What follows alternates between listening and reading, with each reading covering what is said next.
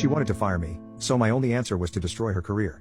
I was in my mid-20s, fresh out of grad school and ready to start my teaching career. I got a job at a Title I elementary school near my home teaching art. And I was super excited that I could walk to work. However, I was so far into La La Land that I didn't notice any of the warning signs. Warning sign number 1, it was a week before school started and I had called and emailed the school office staff and my principal to ask about getting my keys and badge so I can start seeing what I needed to do to get ready for the school year. No response and no answer from either. So I called the district office and asked when and where I could pick up my keys and badge. 2 days before school starts I get an email from my admin that I should have been more patient and not have contacted the main office about my keys and badge. I finally got everything and was able to get into my room and was horrified with how much I had to get done. Apparently they had used my room as storage, so it was loaded with tables and desks stacked on top on each other, 8 filing cabinets, and well over 100 chairs stacked all around the room. I managed to clean out the space with help from my awesome custodian. Shout out to all custodians who are the secret backbones in helping teachers get ready for the school year. Hurdle number 1 finished. Warning sign number 2, it's now the day of classes starting. And I haven't been informed of what the schedules are. As in, which days I see certain classes and when. So I email my principal, again, asking what the schedule looks like and if there is a digital document that I can print out. I get an email back a few minutes later telling me to stop pressuring and bullying her. I replied, sorry if I was making her feel that way, but it would be nice to know what classes I had and when. This leads to warning sign number 3, it's 8:10 a.m., not 10 minutes after school started, and I finally get my schedule, only to find out that I have 2 classes, at the same time. Note my school isn't huge, but we still had 14 classes serving kinder 6th grade, so I was having at least 46 kids in one classroom by myself. Moreover, I had 7 45-minute periods a day and saw every class every day of the week, with only a 30-minute lunch. My lunch was when I was on lunch duty. I asked my principal if there was any way we could adjust the schedule, so I had time to plan and get the classroom ready for the next class and wouldn't lose instruction time getting things ready as the new class was coming in. I got yelled at by her with a class waiting outside saying it was my first year teaching and I didn't know what I needed and needed to just deal with it. Well, I decided not to just deal with it and I read the teacher's contract for the district. Come to find out we had a section about classroom size. It stipulated that if you had a class over 30 students you get to have an educational assistant to help you with the class. I brought this up with my principal after a month and a half of struggling and was, you guessed it, denied and told there was no money in the budget and I would have to make do without it or quit. Mind you, I am stubborn and determined to make things work with what little I have.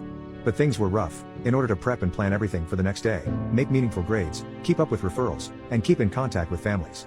I was having to be at the school from 6 a.m. when the morning custodian arrived, till 9 p.m. when the night janitor was leaving, on weekdays, and then also use my weekend time to continue to plan and grade. When I came time for my first teacher evaluation, I was dreading it. However, I got all satisfactory mark from my principal. I was shocked. Little did I know this was a plan she had all along. A few more weeks go past and I've had it. I talk with our union about the double classes and say it's not sustainable in a classroom my size can't safely fit more than 30 students, let alone 46 students. And they said they would handle it, and other few weeks go by and nothing. It's not the week of Thanksgiving and conferences are over and I get to not worry about anything for 2 days. So I decided to go to a potluck dinner with some old friends of mine. So here is the best part, and maybe the part that saved my career and even maybe my sanity. I was talking with one of an old acquaintance and his new husband about what teaching job I landed, and how the school year was going. I let it slip that even though my students were amazing and had such creative minds, it's frustrating to me that I don't have the time to give to them, that they deserve, and with 2 classes at once it's hard to get around to everyone in the class in just 45 minutes. I noticed the husband raise his eyebrow, and asked me what school I worked at. So I told him. What harm could it do? Ladies and gentlemen, and everyone in between. Little did I know I was talking with my principal's supervisor. I found out the next Monday when my admin stormed into my room at 8:05 a.m. to scream and yell at me, threatening to fire me, and make sure I never work in education again. I was shocked and confused at the time. However, later that week at our staff meeting we talk about a change in the schedule and how only on class would be in my class at a time for an hour now, and I would only see them twice a week instead of all 5 days. It was magical. The kids were happier, I was calmed, was able to help each individual student if they needed it, and was able to plan enough throughout the day so I could leave at 4 p.m. Sad to say, my happiness didn't last forever. I noticed my principal stalking my room, and coming in non-stop to observe me. It was awkward. I also had a few of my very extroverted students come in quiet and unable to focus and work, but when I asked them if everything was okay they would burst into tears and say I don't want you to go. Being confused, my response was always, oh student name I have absolutely no intentions of going anywhere, you are all the best students a teacher could ever ask for. Which would cheer them up for a while, but then they would come in next week upset again. It all clicked when the day before we left for Christmas break, my principal came into my room with one of her minions, who was out building union representative, to tell me I was being put on a teacher support plan. This plan was to evaluate whether or not my contract with the district would be up for renewal at the end of the school year. I was shocked, and my union rep just snickered and walked away giggling with our admin. I felt sick and abused, unable to feel any emotion. It wasn't until I got home and read when this plan detailed was I seeing red. I had hit my breaking point. This is when I started to formulate a plan of revenge. Some things to note, our principal liked to come into school whenever they felt like. She would be there anywhere from 7:45 a.m., our actual contract hours, to as late as 9:30 a.m. She once showed up at noon without telling anyone. I also knew that she had kept renewing a certain after-school care contractor that wasn't free to families, but they got money from district to offer it for free. I also knew that this person running an after-school care was dating and living with our principal. So during winter break my acquaintance and his husband called and asked if they are free to get drinks over the holidays. I love a good cocktail and I needed some hard liquor. When we met up I wanted to talk about anything other than school stuff. I just wanted to keep my mind off of school drama. But the new husband brought up if things were better after he had talked about the double classes. That was when I found out that he was her boss.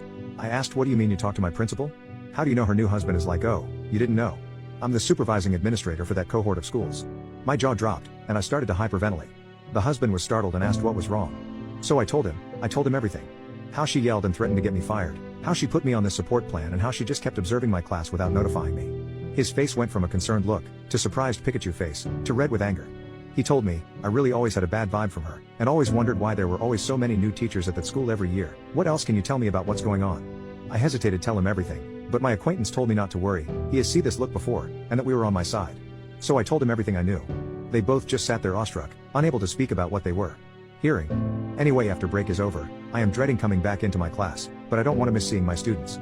So I push on. I am walking in the hall to my mailbox and I see a few of my students that had cried and told me they didn't want me to leave. They ran up and gave me the biggest longest hug ever, saying you're here. You're here. Of course I'm here, I wouldn't leave the best students ever. Now would I? Students say but principal said you were going to leave us because you didn't want to be here, and we should give you trouble before you left. Me trying to hold my rage, says oh maybe she talking about how I was leaving for visit family over the break? No need to worry, I'm still here. Yes y'all, this wretched woman tried to purposely make kids misbehave in my class to write me up for not having good rapport with my students. I was beyond livid. So next time I have class with that student, I asked them if they could make a comic book of the conversation they had with my principal when she told them I was leaving. And make an ending he wanted. Phase 1 started. Phase 2, I contacted my boss's boss and told him for my contract, I wanted another admin to accompany my principal's teacher support observations. And I wanted it to be him. He said absolutely. But not to tell my principal just yet. The first day of my observation comes, and she walks in without a notebook, or anything to take any sort of notes. Looking proud of herself like she is about to get away with firing me. She is shocked and confused when boss walks in with a laptop and sits next to her and starts typing notes about how I'm doing. She stumbles around and comes to ask me for a notepad to take notes, and I tell her I don't have an extra notepad, but I so have some poster paper. We were making movie poster of a movie we would star in to go without comic books. And that I hope you can be better prepared next observation as to not disrupt my class and take time away from their institutional time. Boss just smirked. Phase 3, I was now calling my new best friend, her boss's boss, whenever she was late getting to school and he would do a random stop by if he was close. So he was able to document that she was not showing up to work on time and not submitted the paperwork to have it be taken out of her leave minutes. Overall we get he at least 2 times a week for a solid month. I think he even asked someone from HR to come to our school to see for herself at 9 a.m. and she still wasn't even there. Now time for phase 4, which was my favorite one. Getting the parents on board. I first started talking to parents that seemed to always be late picking up their students. I would chat about it and they said it was hard to get there on time and they often had to leave early. And when I told them about our aftercare they would tell me that it cost too much for them. However, I would inform them that since we are a Title I school, that after-school care was free and paid for by the district and gave her a nifty flyer I made up with a website to fill out the forms and which ones to fill out. This made word spread around to parents paying the contractors directly that it was supposed to be free. And boy was that a fun PTA meeting to go to. I also made sure the principal knew it was me that informed the parents about that free after-school care program. After this there were countless investigations at our school. With head administration from the central office stopping by our school, auditors, and our union finally got involved and tried to play the heroes/victims of this incident. The outcome, the second half of the year was very chill. My new best friend made sure that my teacher support plan was taken off my teaching record, and my principal was not allowed to do my second term evaluations, nor was she allowed to do any informal observations.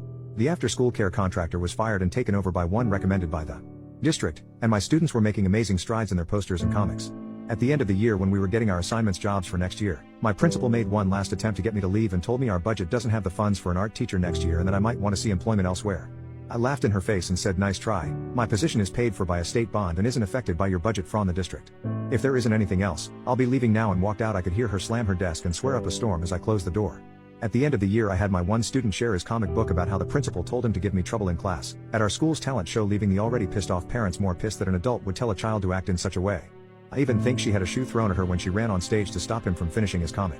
To the surprise of no one, the last day of school she announced on the intercoms after students had left that she would be resigning from our school to move to a different position where she was needed and that she would miss almost all of us.